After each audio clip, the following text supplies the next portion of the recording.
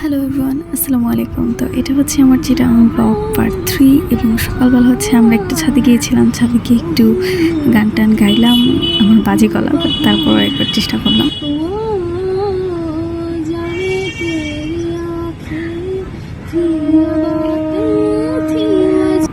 এরপর হচ্ছে আমরা নীরা পাহাড়ের উদ্দেশ্যে যাওয়ার জন্য রওনা হলাম এবং এই তো নীরা পাহাড়ে ওঠার পরে এটা হচ্ছে আমরা নীরা পাহাড় থেকে আরও সামনে একটা পাহাড়ে উঠছিলাম, সেখানে একটা ক্লিপ এবং পাহাড়গুলো অনেক উঁচু ছিল।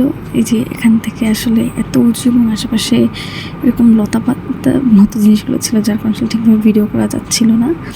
এরপর আমরা সন্ধ্যাবেলা যখন স্টেশনে যাই, ঠিক স্টেশনের পাশে এরকম একটা কিউট বিড়াল বসেছিল এবং আমরা মোটামুটি একটা নাস্তা করে স্টেশন থেকে হচ্ছে চলে আসি। এই হচ্ছে চিটাগাংয়ের স্টেশন, অর্থাৎ আপুদের ভার্সিটির সাথে শাটল ট্রেনের যে স্টেশনটা থাকে, এটাই হচ্ছে সেই স্টেশনটা।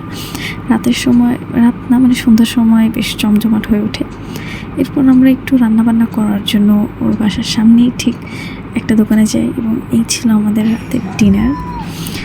এরপর আপু ইউনিভার্সিটির আপু ডিপার্টমেন্টেরই 25তম ব্যাচের ফেয়ারওয়েল ও কালচারাল অনুষ্ঠান দেখার জন্য আমরা অডিটোরিয়ামে চলে যাই এবং এখানে তখন র্যাম্প ওয়াক হচ্ছিল। এখানে একটা ভাইয়া বাঁশি বাজাচ্ছিল, যেটা অনেক সুন্দর হয়েছিল এবং আরও নানা রকম বেশ কিছু ইভেন্ট ছিল।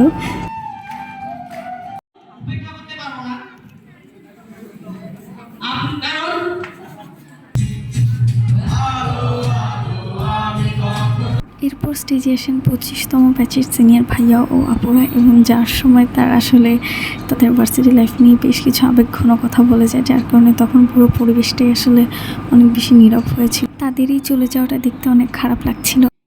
এরপর স্টেজে এসে ব্যান্ড সরলা এবং তারা বেশ কিছু সুন্দর সুন্দর ফোক গান উপহার দিয়েছিল।